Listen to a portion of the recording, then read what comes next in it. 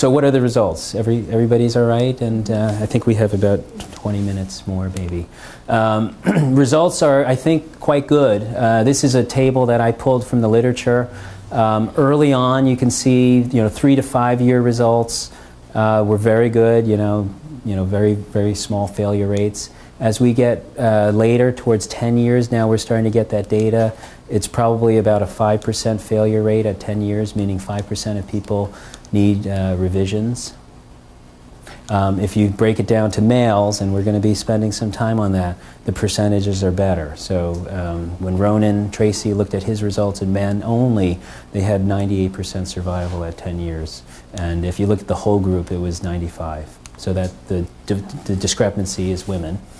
If you look at national registries, Australia also has a very good registry. They keep track of their, nobody leaves Australia, I guess, so they keep track of their revisions. And unfortunately, we are seeing discrepant curves with men and women. So men here are lower because they have a lower rate of revision at 10 years, and women have a higher rate.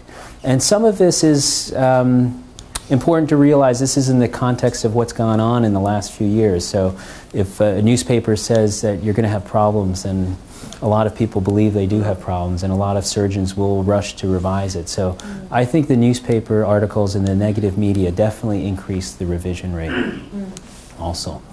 If you look at total hip, so this is a total hip replacement. This is a chart of the survival or the revision rate in total hip replacement. At 10 years, if you look at, so these are, blue is men, females are women. Total hips do quite well, but even total hips have revisions. So, up to 8% of men under the age of 65 will have a revision at 10 years. And I'll concentrate on this number, 7 years here. So about 4.9 and 4.6%.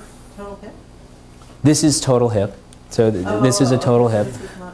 So then if we go to resurfacing, which is the next slide, they have 7-year data. So actually for men under the age of 65, I would say that it's now becoming clear that resurfacing actually does better than a hip replacement, with a lower rate of revision at 7 years. Unfortunately for women, that's not true, which is why we have to consider this operation carefully. Putting it into a graph, 7 years after surgery, higher bars indicate more revisions. Different colors are different ages. Orange is less than 55 resurfacing and less than 55 total hip, so the revision rate for resurfacing is lower. This is for men, and then same thing for the less than 65. So again, it's just a different way to show it. The revision rate is lower for resurfacing now. And a lot of studies have now looked at size, because women do have smaller bones, and that is a big reason for that to happen. When the sizes are smaller, the implant is smaller, and the tolerances are not as forgiving, I would say, for the smaller sizes.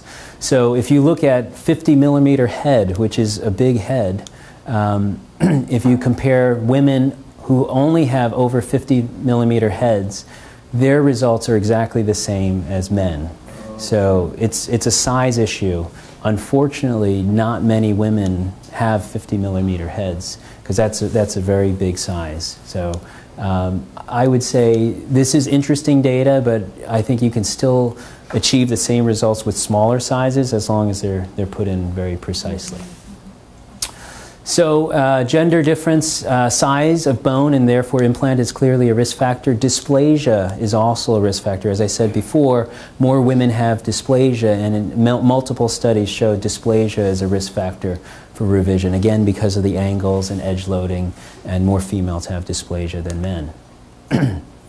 My experience with resurfacing, I think I've been really, really lucky to do this, and I caught the timing just right so that I started early. I started in 2004, got special training with Dr. Amstutz, and went other places. I went to visit Kuhn de Smet and Derek, and really, I realized they had the most experience. I wanted to travel to the best and get their techniques. I went to Tom Gross as well. So it took a lot of time, and I did the first resurfacing in 2004. with the Conserve Plus, and then the first BHR in New York in May of 2006, and I've performed over, this is out of date now, it's closer to 3,000 now. But I was saying I was fortunate that I did enough before all the negative press hit that I saw really excellent results, saw amazing results from patients, and it gave me the courage and the confidence to keep doing that. I was doing the right thing for these patients, that I still do a lot. So, you know, if a surgeon started right in 2006 or 7 and all the negative stuff hit, you know, they probably are not going to feel as strongly about it and not want to deal with it, unfortunately. I have had revisions, so we're all going to have revisions. I've had 21 revisions at various times. 3 for fractures, so 3 out of 1,000 is pretty good. Osteonecrosis or collapse of the femoral head is a possibility, and unfortunately the blood supply does get affected when we dislocate the hip and ream a hole down the middle of it, so that can be an issue. Cup loosening can be an issue, and sometimes that's related to the implant, I think, and sometimes it's related to activity that's done too early. 6-metal sensitivity, so that's an allergy to the metals, and unfortunately they've all been women, so that's something that we've yet to talk about. And 4-metal reactivity, that's the situation where too much metal is produced and you have inflammation because you're dealing with basically an irritating level of metal in your hip, and that can be corrected and does have good results after revision. I have had 2 dislocations. It can pop out, but again, it's much lower than a total hip replacement. So overall, I think the survival curve looks pretty good. So I'm coming out to about 7 and 8 years now, and overall, if you look at the whole group, we have a pretty good survival curve with that.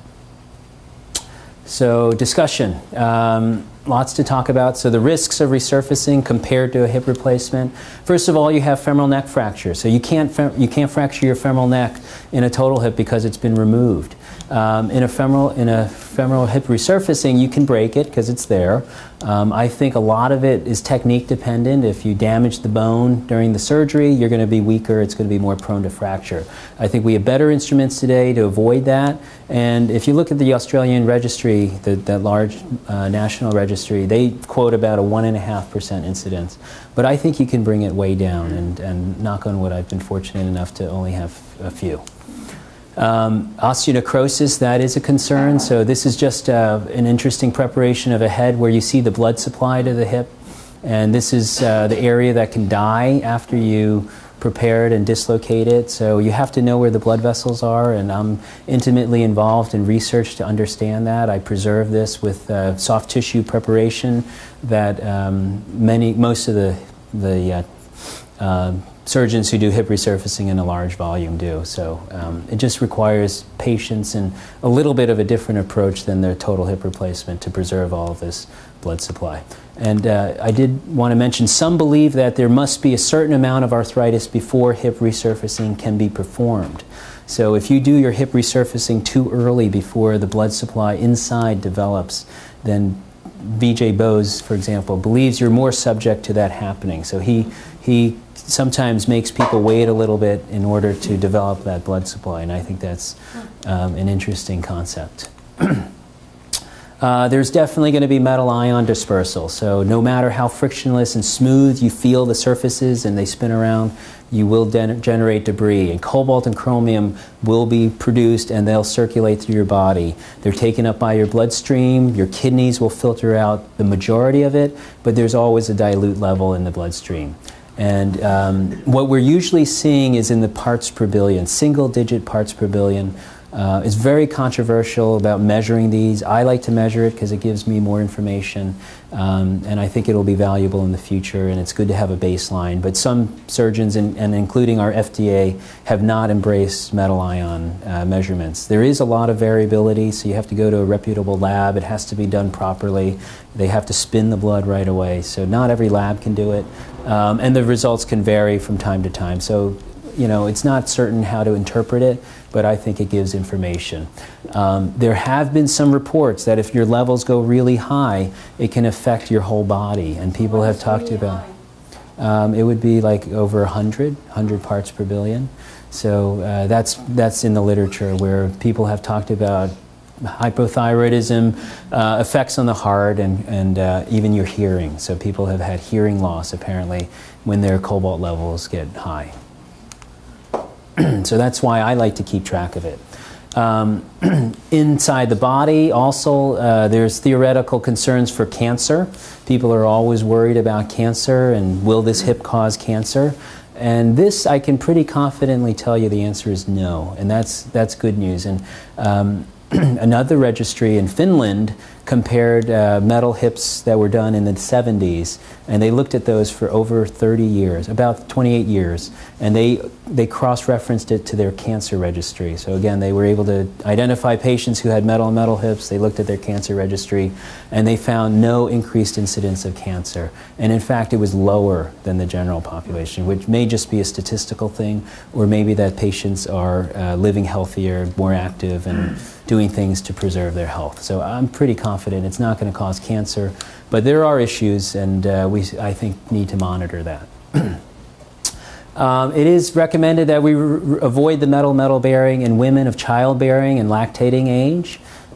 Certainly, you've probably heard of people having babies with resurfacing, and they're healthy, and that's all well and good. I think it's uncertain what the effects are. So it's, I think, maybe a relative contraindication, but we really don't know the effect on a developing fetus. So if it can be avoided, I think that's better.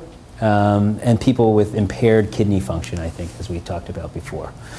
Metal allergy, that is a big concern, and that is really something we just don't understand enough about. This is a paper written in 2004. So 2004 was the first report of metal allergy with total hip replacement, and they've called it ALVAL, which is the acronym for aseptic lymphocytic vasculitis associated lesion. It's a fancy way to say aseptic, it's not an infection. Lymphocytic, it involves these kinds of immune cells, they're lymphocytes. Vasculitis, there's inflammation around the blood vessels, and it's a lesion associated with these blood vessels and things like that. And unfortunately, this does seem to happen in a subset of patients, and we don't have any tests for this right now.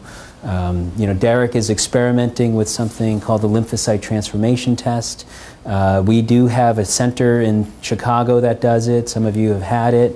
I would say there's no clinical correlation at this point. So I've done people who have tested high on the allergy scale, and they still wanted their resurfacing, and they did fine, even though they had a high allergy test. And I've had people who have definitely had an allergic reaction, and they do the test, and it's negative. So I really haven't found it to be that helpful. Questions? What's the overall incidence of allergic reaction? Right. Really good question that I think is hard, if not impossible, to answer. So not that many pathologists are able to diagnose it. So a lot of you may be familiar with Pat Campbell. Pat Campbell is the pathologist on that paper who discovered it, and basically is the person who coined the term. And she obviously knows what she's doing, but the usual pathologist in a community hospital may not know. Our pathologist got training from Pat Campbell so that he can diagnose that. So first of all, I'm not sure it's being properly read, and then also there's no registry that keeps all of those in a central database. Following on, what does the ALVAL, in layperson's terms, what does that mean for someone? It means, so great question. The question, if I'll repeat it for the microphone, is that how does it manifest itself? What do people feel with this kind of ALVAL reaction? And they generally feel pain. They feel discomfort. Sometimes they feel swelling. So they may actually have swelling, and we'll go through that later. And they have what's called a pseudotumor. Sometimes they just feel pain constantly, like a toothache.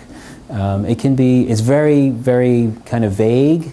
And it's hard to put a finger on. Sometimes after surgery it seems like, well, that's just the muscle, and it's hard to diagnose. So we really can't diagnose that unless we get tissue from the hip. And the percentage, we don't know, but it's definitely higher in women than men. As I said, no proven tests. Some people have had skin testing. There's no correlation between what happens by putting a metal piece on your skin and what's happening in your body. It's totally different. There's different elements inside. It's different particle sizes. So again, haven't really found. And do people get this with a total hip? There's certainly a lot of metal there as well. Yes. Not just So. the surface, Well, so the question is, can that allergic response happen with a total hip? And the answer is definitely. And in fact, it may be higher, because in a total hip, that's metal on metal, first of all, there are more interfaces, more junctions that can create corrosion. So the hip resurfacing is only 2 pieces. Most metal on metal hips are at least 4 pieces. And those combinations of metals may cause more corrosion that can lead to that problem. So I think we've certainly evolved in our understanding, and that's going to help us get better results.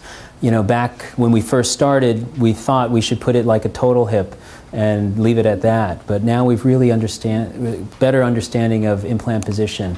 And I've had the good fortune of working with Kuhn on some papers where we looked at the results, and if the cup is really high and it's over 55, that's considered steep, and it's strongly correlated with higher metal levels. It's not a guarantee, though, that you're going to have higher metal levels. Some people can have a cup that's higher than this, and if their metal levels are fine, then for that person it seems to be working okay.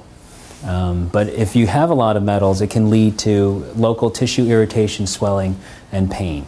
In this paper, we looked at 42 revisions of resurfacings, and the malpositioning of the component, the cup side, was the most common reason, and it was too vertical. This is an example of a patient who had their hip done elsewhere. It's hard for you guys to see, perhaps, but their cup angle was about 60 degrees here, and they did have pain a few years after surgery. And when we measured their metal levels, they were over 100, so these are very high. And then 2 months post-op, after I fixed their hip to a hip replacement, they come down dramatically.